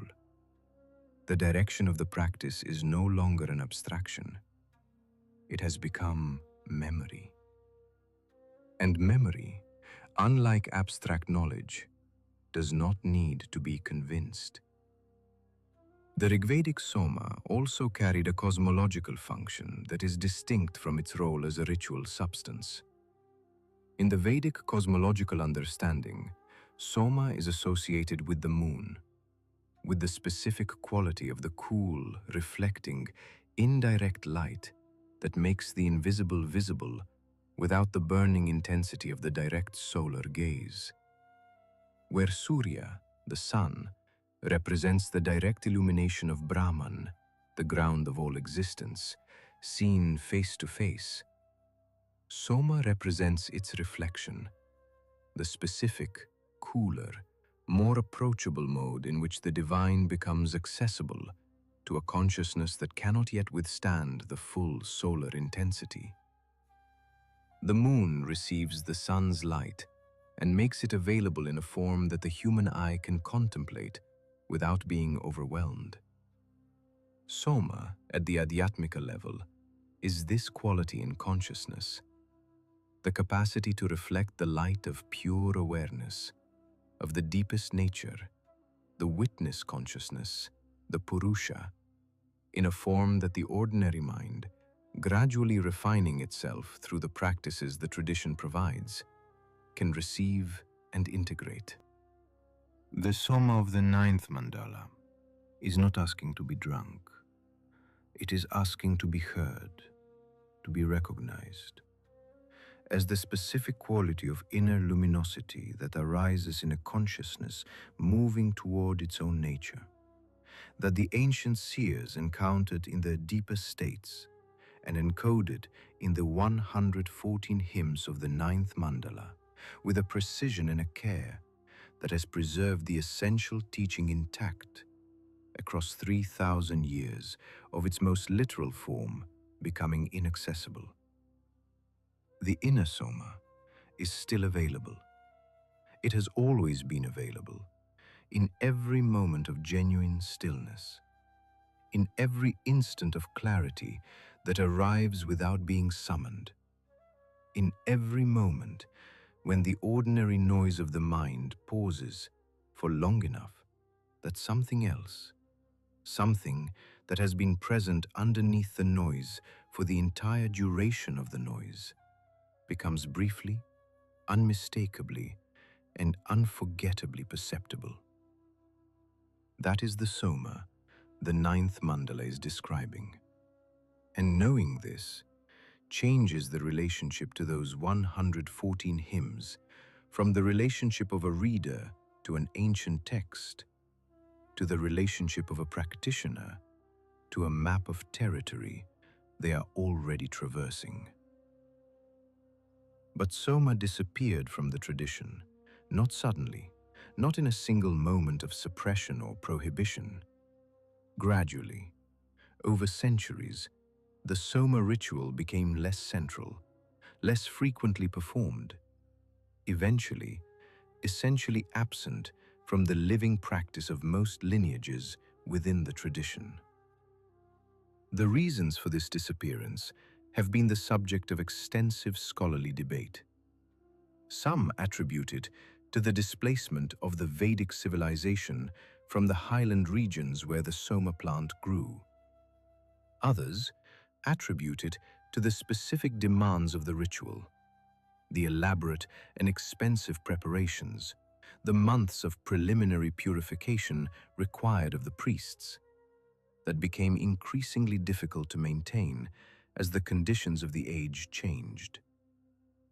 Others, within the tradition itself, offer a more interior account.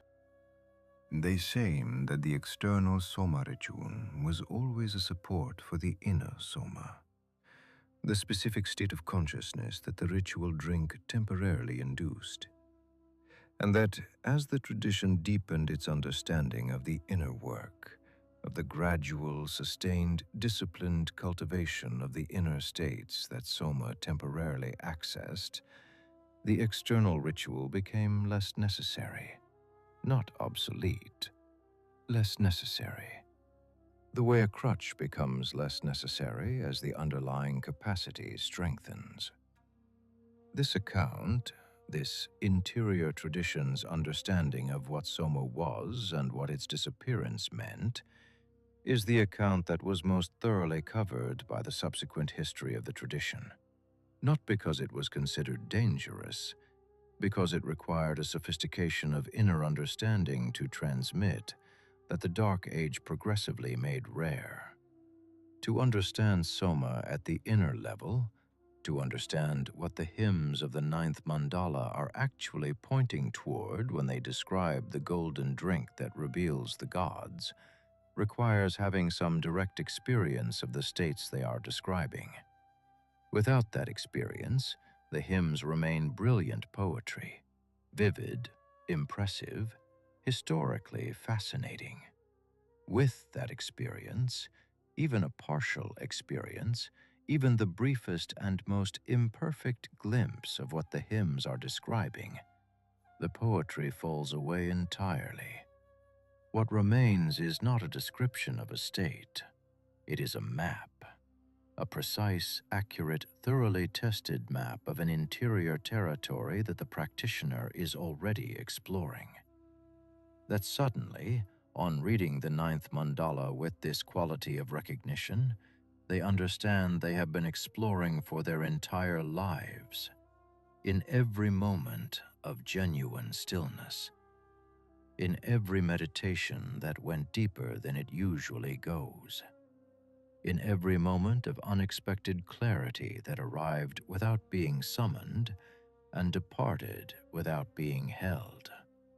All of it, Soma, not the plant, the state, not the ritual. The direct encounter with the consciousness that is always there underneath everything that covers it. The encounter that the Rig Veda's entire ninth mandala was composed to describe, that the tradition preserved with extraordinary care in forms that could survive the long centuries of the Dark Age, that is still there, in the text, in the practice, in the specific quality of attention that you are bringing to this very moment. And here is what the ninth mandala ultimately teaches, not in any single verse, but in the cumulative weight of all 114 hymns pressing together toward a single recognition. The Soma was never the point. The state that Soma temporarily produced, the direct, vivid, undeniable encounter with what you actually are beneath everything that covers it, that was the point. And that state is not the exclusive property of an ancient ritual, or an ancient plant, or an ancient civilization that had access to both.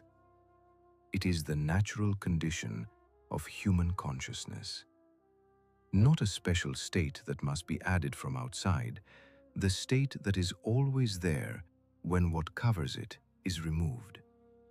The ninth mandala is the most elaborate and most urgent invitation in all of ancient literature to undertake that removal, to approach the inner pressing, the inner straining, the inner mixing of what is offered with the specific quality of attention that transforms it from an act of the ordinary mind into an act of the consciousness that the tradition calls divine.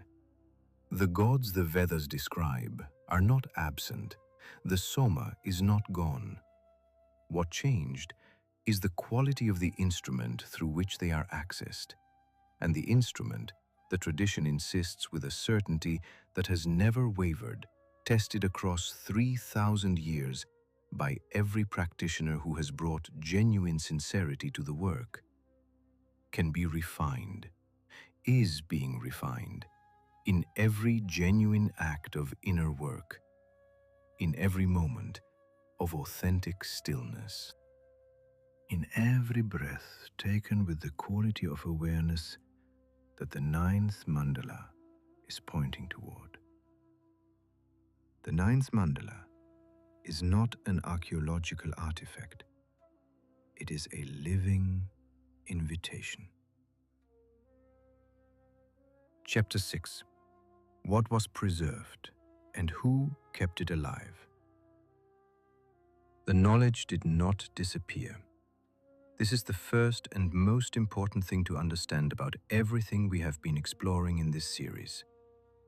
Not the cosmological knowledge, not the philosophical knowledge, not even the specific ritual technology of the Vedic sacrifice. The living transmission. The specific, direct, person-to-person passing of the understanding that cannot be fully contained in any text, that exists most completely not on the page, but in the quality of presence of the person who has genuinely absorbed what the texts are pointing toward, and who can, through that presence, transmit something that the texts alone cannot. This transmission did not disappear. It narrowed. In some periods and places, it narrowed to a single thread, to a single person in a specific lineage who held the living understanding intact, while everyone around them held only the form. But a single thread, maintained with sufficient care, is enough to keep a tradition alive. The Vedic tradition is perhaps the clearest example in human history of what this looks like in practice.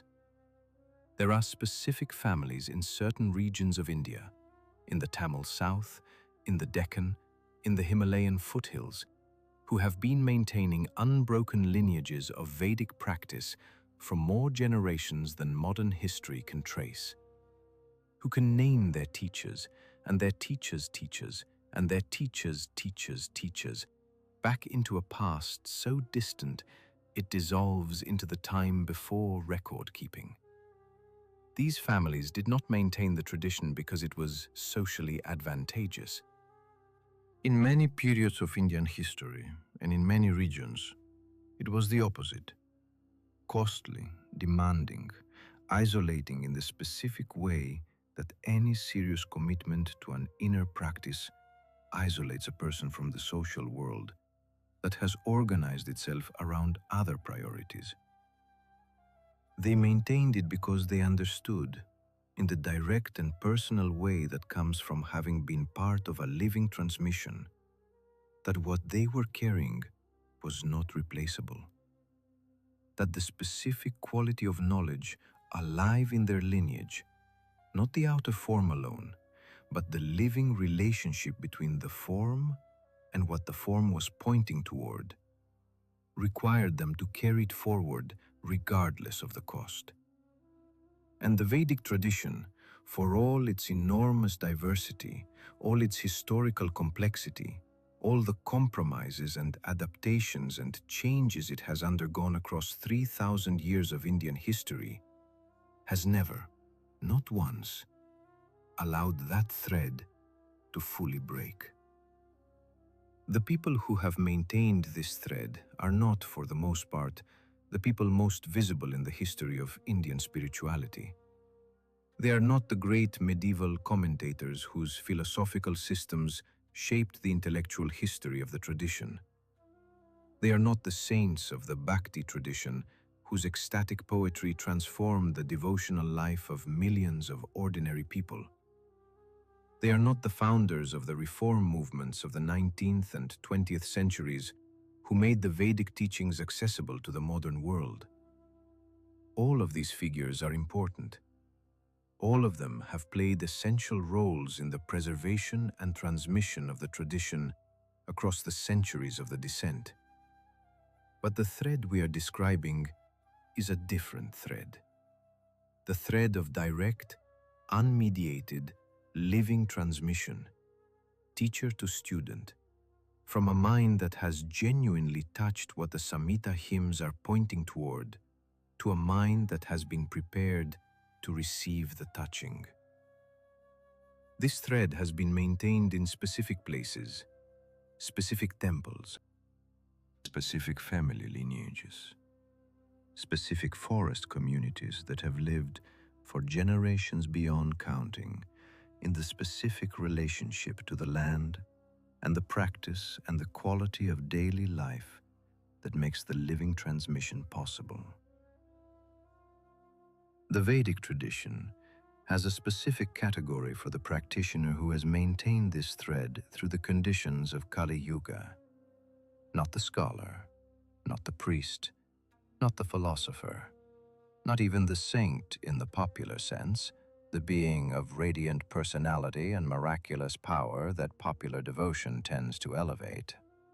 The Jnani, the one who knows, not who knows about, who knows, from the inside, from the direct, unmediated, first-hand quality of encounter with what the Vedas are pointing toward, the encounter that the Sanskrit tradition calls anubhava, and that no amount of study or scholarship or ritual performance can fully substitute for.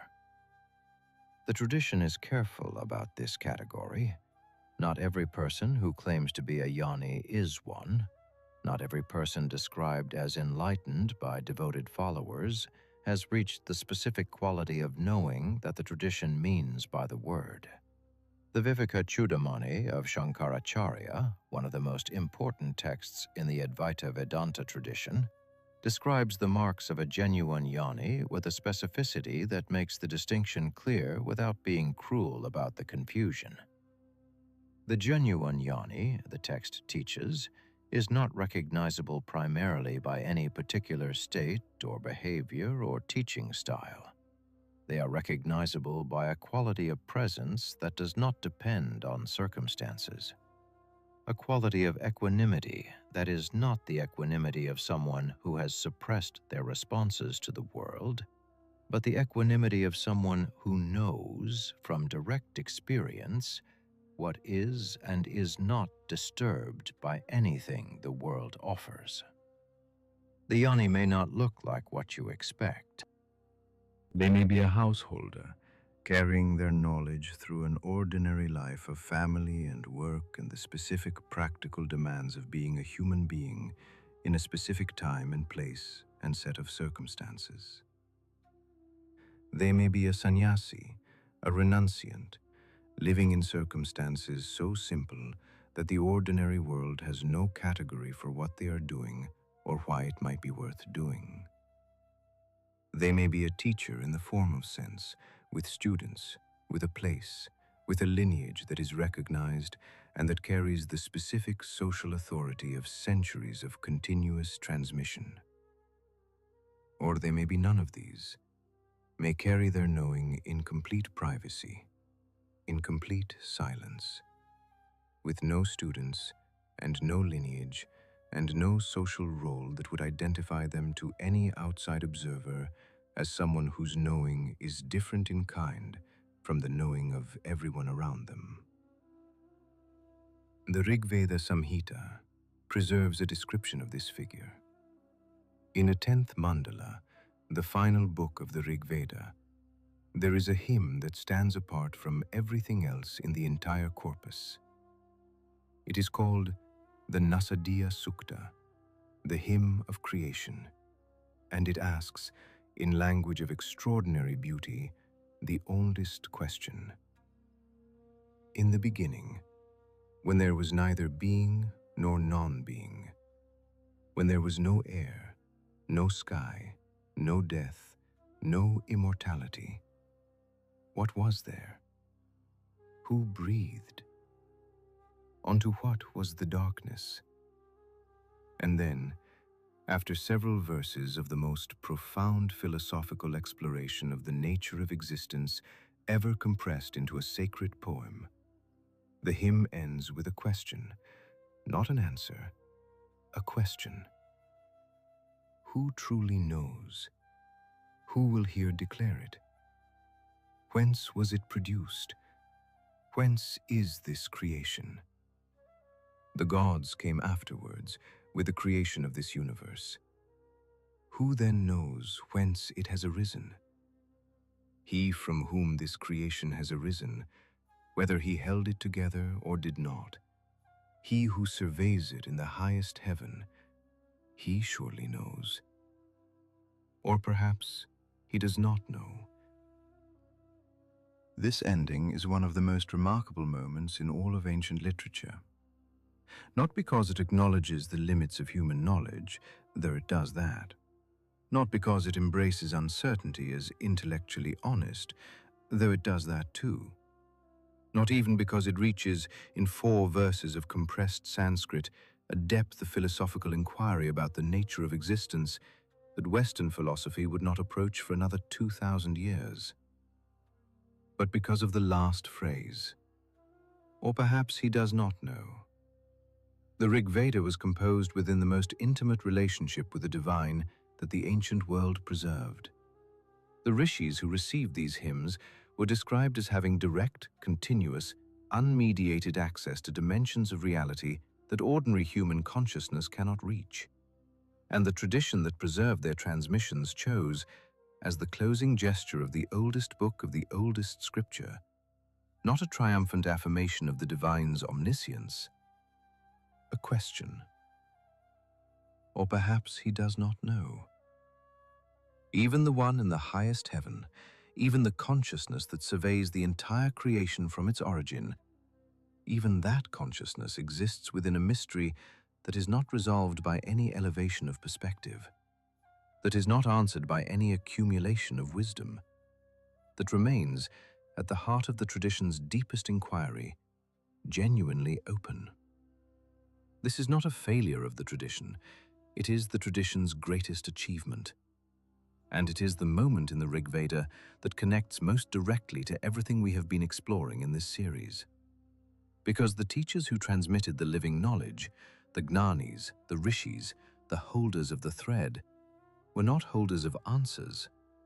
They were holders of the quality of presence that can rest in the question without discomfort, that can sit with the fundamental mystery of existence without needing to resolve it prematurely.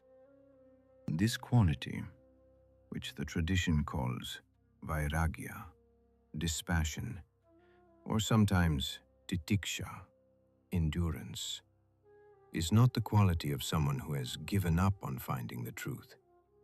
It is the opposite. It is the quality of someone who has found the truth directly and who knows, from that finding, that truth at its deepest level is not a conclusion. It is an encounter, an ongoing, always fresh, always immediate encounter between the awareness that is seeking and the awareness that is sought, which are, at the deepest level of what the Vedas teach, the same awareness. The question and the questioner, and what the question is about, the same. This is what the Nasadiya Sukta knows, because the willingness to hold the fundamental mystery open, to resist the temptation to close the question prematurely with any answer, however elegant, however satisfying, however supported by the most profound mystical experience or the most rigorous philosophical argument, is itself a quality of consciousness, a quality that the Vedas describe as the natural condition of a mind that has genuinely approached its own deepest nature. The mind that knows is not the mind that has accumulated the right information and arrived at the right conclusion. It is the mind that has become still enough to rest in the question itself, to be at home in the mystery, not as resignation, not as the comfortable position of someone who has decided the question is unanswerable, but as the specific quality of awareness that the Rig Veda Samhita was composed within, the quality of the rishi in the moment of reception, open, still, present, and receiving. The tradition that produced the Vedas made a promise, not the implicit promise of a tradition that has survived long enough to be considered reliable, an explicit promise, encoded in the texts themselves, in the specific formulations that the teachers of every generation have passed forward as the core of what was transmitted.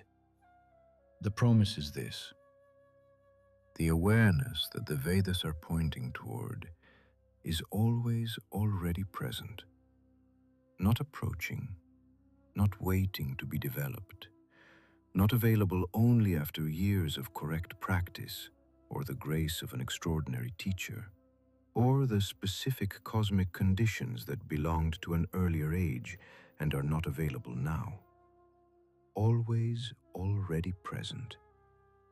In the same awareness that is receiving these words, in the same consciousness that has been present through every word of this series, through every name and every concept and every image and every moment of recognition that arrived while the listening was happening. The tradition that preserved the Samhita hymns and the Brahmana rituals and the Aranyaka teachings and the Upanishadic philosophy preserved all of it for one purpose: not to create a body of knowledge that would impress future generations with its depth, not to establish a tradition that would maintain itself across the millennia of the Dark Age through the sheer weight of its accumulated history and its institutional structures, not to provide scholars with an inexhaustible subject of study, or to provide the curious with an intellectually respectable framework for spiritual exploration. To keep the pointer pointed toward what it has always been pointed toward what has never moved. And the specific genius of the Vedic tradition, the quality that distinguishes it from every other ancient tradition in the world in terms of sheer survival across adversity, is that it understood this purpose clearly enough to make every secondary purpose subordinate to it. The form was maintained in service of the living reality. The texts were preserved in service of what the texts point toward. The ritual was conducted in service of what the ritual opens. The lineage was continued in service of what the lineage transmits. And when, in any particular time or place or circumstance, the form became disconnected from its purpose, when the ritual was conducted without the inner quality of attention that makes it more than performance, when the texts were studied without the orientation toward the direct experience they are describing, the living transmission found another vehicle, another person, another lineage, another form. Because the living reality that the tradition is preserving is not attached to any particular form. It is what all the forms are pointing toward. And it does not need the forms to survive. The forms need it to keep the pointer pointed toward what it has always been pointed toward what has never moved, toward what will be there when every pointer has finally, completely done its work and falls away. The truth about the ancient gods of India is not that they existed in a time before this one and departed when that time ended. The truth is that they are the specific qualities of conscious intelligence through which reality knows and organizes and sustains itself, and that those qualities are not diminished by the turning of any yuga, not covered by the darkness of any age, not made inaccessible by the accumulation of any amount of tamas and rajas in the collective human mind. They are at the source, at the depth, at the level of reality that the Nasadiya Sukta was asking about when it asked its final question: who truly knows? The answer, the one that has been preserved through every instrument of transmission that tradition could construct across the full duration of the descent, is that you do. Not because you have learned enough, not because you have practiced enough, not because the age has finally turned and the conditions have finally become favorable again. Because what is being asked about is what is asking. Because the awareness that hears the question is the same awareness that the question is about. Because the light that illuminates the mystery is the same light that is looking for the answer. The ancient gods were never erased. The Vedas were never truly hidden. What was covered was the quality of attention required to receive them. What thinned was the perceptual capacity that makes the living transmission possible. What narrowed was the thread of direct transmission from the one who has genuinely touched the reality to the one who is genuinely prepared to receive the touching. But the thread did not break. The truth was simply waiting, as it has always waited, with the patience of something that exists outside of time. For this quality of attention, for this moment, for you. The fire is still lit. We began with a statement encoded in a title. They erased this from the Vedas. It is worth, before we end, sitting with that statement fully. Because what we have discovered across these chapters is that the erasure was not what the title implies. No single hand removed the living knowledge from the texts. No council of priests gathered to excise the inner teaching from the outer form. No cultural catastrophe arrived and burned the libraries and silenced the lineages in a single act that could be pointed to and mourned as the moment the thread broke. What happened was slower, more patient, more total, and paradoxically, more reversible. The living knowledge was covered by the accumulation of distance, by the natural thinning, age by age, generation by generation, of the specific quality of perception that makes the Samhita hymns more than extraordinarily beautiful ancient poetry.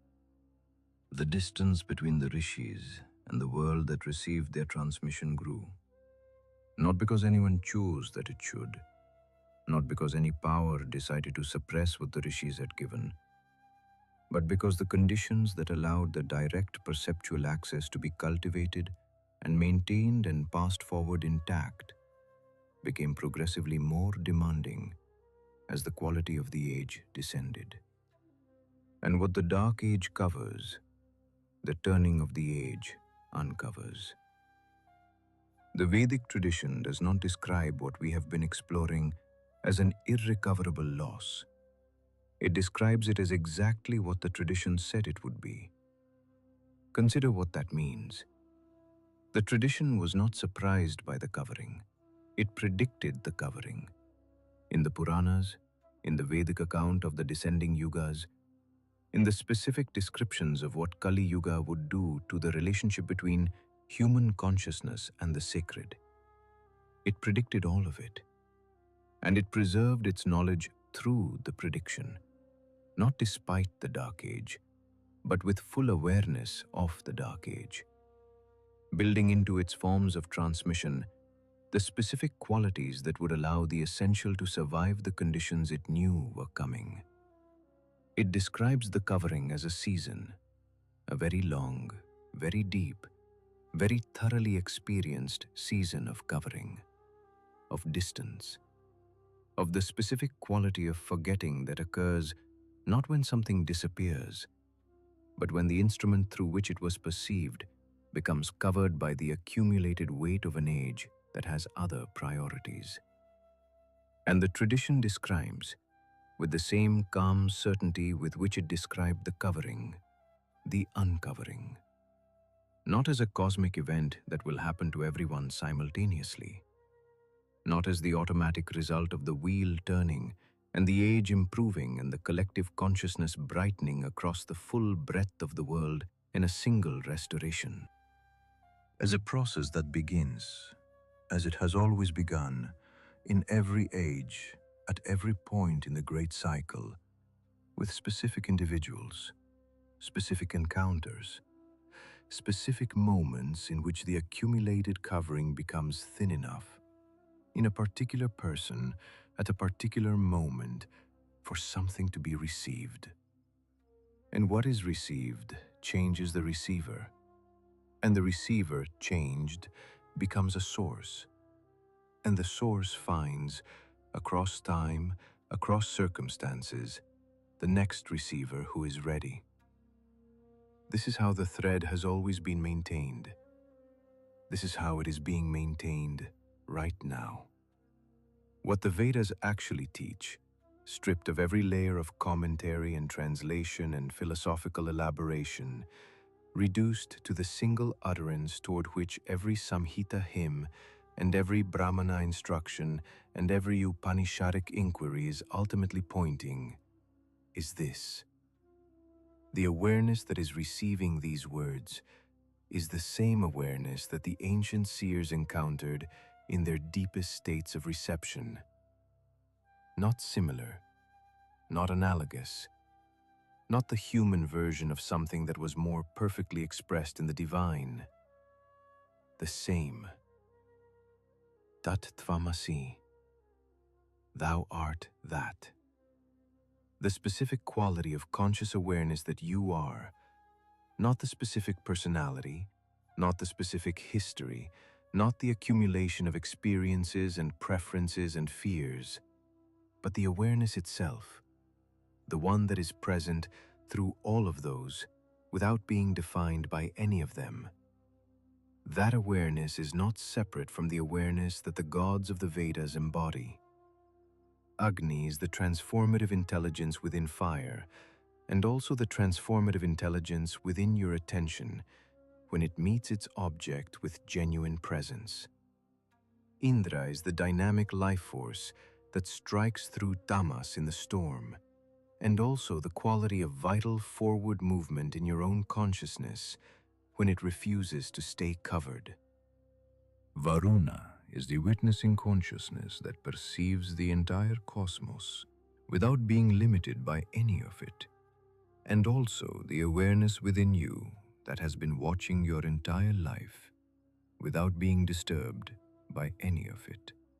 Soma is the specific quality of inner luminosity that the Vedic ritual temporarily uncovered, and also the quality that is uncovered in any moment of genuine stillness in your own interior. The truth about the ancient gods of India is that they were never absent from the world. They were absent from the perception of a civilization that had lost access to the specific quality of inner stillness through which they are perceptible. And that perception, that specific, cultivatable, directly experienceable quality of inner stillness, is available to any human being who turns toward it with genuine intention. Not in a special place, not in a special time, not in the restored conditions of a new Satya Yuga that has not yet arrived. Here, in this body, in this life, in this specific moment, with whatever quality of stillness is available right now, which is exactly enough to begin.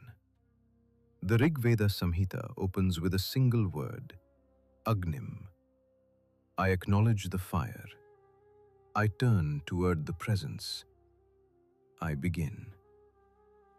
After everything, after 3,000 years of Indian history, after the descent of the yugas and the thinning of the transmission and the covering of the living knowledge under the accumulated weight of the dark age, after all of this, the beginning, is still available.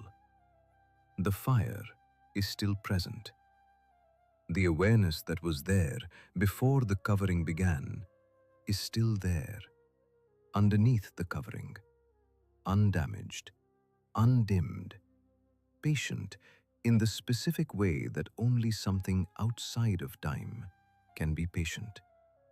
Waiting not for the conditions to improve, or the age to turn, or the outer world to recognize what has always been present within it, but for the specific quality of attention that turns inward, that becomes still, that says, in whatever language is available, I see the fire. I acknowledge the presence. I turn toward what has been here all along.